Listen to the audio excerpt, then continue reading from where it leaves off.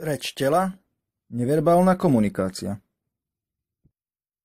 Ruky na hrudi, poctivosť a úprimnosť. Ruky v bok, hrať pózu, priťahovanie pozornosti. Členok na kolene v tvare štvorky poukazuje na sebavedomie. Ruka cez ruku, sebaistota, spokojnosť, skepticizmus. Prekrížené členky, osoba pokúšajúca udržať emociálnu situáciu pod kontrolou. Smer výdychu. Nadol negatívne pocity, nahor sebaistota, pýcha sebecky. Pohrávať sa s príveskom, neistota a napätie. Dotýkanie koreňa nosa, hromadenie, napätie, sinus únavy. Dotýkanie nosa rovným prstom, skepticizmus a emociálne zapojenie.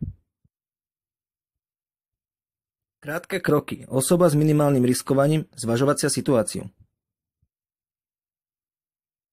Dlhé kroky. Osoba s veľkými cieľami, ochotná riskovať.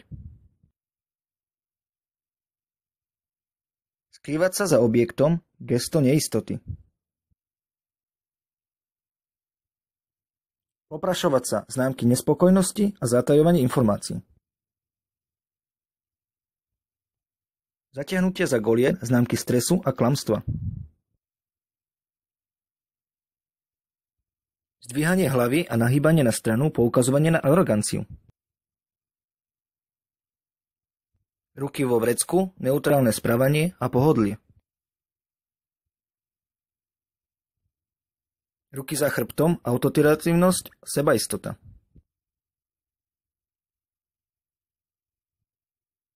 Škrabať sa za krkom, náznaky hnevu a stresu. Škrabať sa v oku, neúprimnosť v rozhovore. Blokovanie tela rukou, pokus o posilnenie sebavedomia.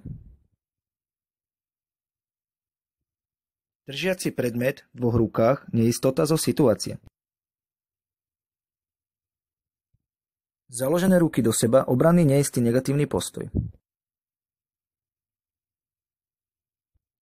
Otvorené ruky a náručie, úprimnosť a poctivosť.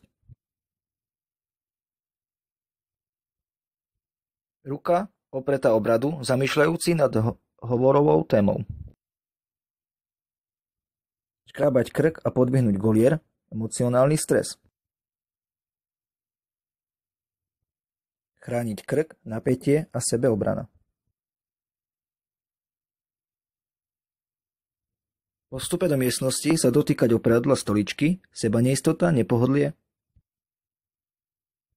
Zasúvať prsty dohromady, neistota pri čakaní na odpoveď. Zakrývanie nosa, citové zapojenie poukazuje na klamstvo. Dotýkať sa tretieho prsta, citlivosť k tomu, čo hovorí. Uzamknuté prsty s priamym pohľadom, odsudzujúci postoj.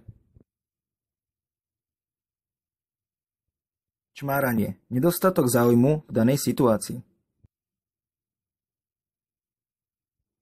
Zakrývanie úst. Neistota v tom, o čom hovorí.